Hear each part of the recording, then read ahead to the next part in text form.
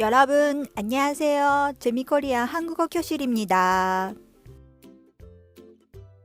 今回ご紹介する一言韓国語は、お元気でしたかです。韓国語では、잘 지냈어요? と言います。よく、잘過ごす、지내다過去形、何々しましたか왔어요? となります。会話では、過ごす、지내다の代わりに、いる、いったに変えて、よくいましたか잘 있었어요?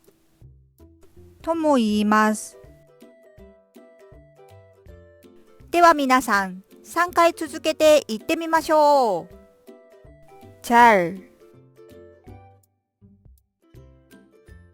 지냈어요?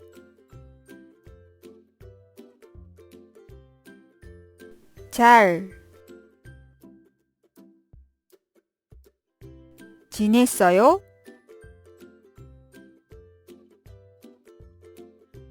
잘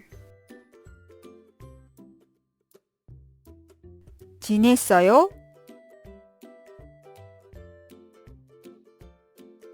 잘 지냈어요?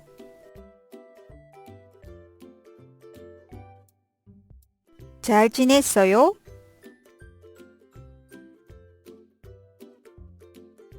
잘 지냈어요?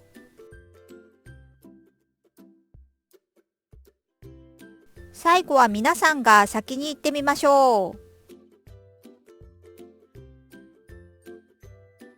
잘 지냈어요?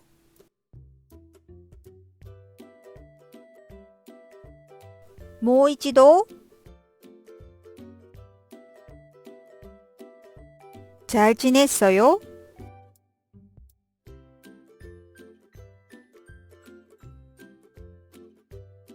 もう一度。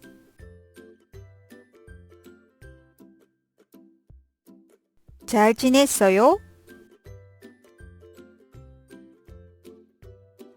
うまくできましたか？何も見ないで言えるようになるまでたくさん言う練習をしてくださいね。最後にいいねとチャンネル登録を。잘 부탁드립니다。재미코리아韓国語教室でした。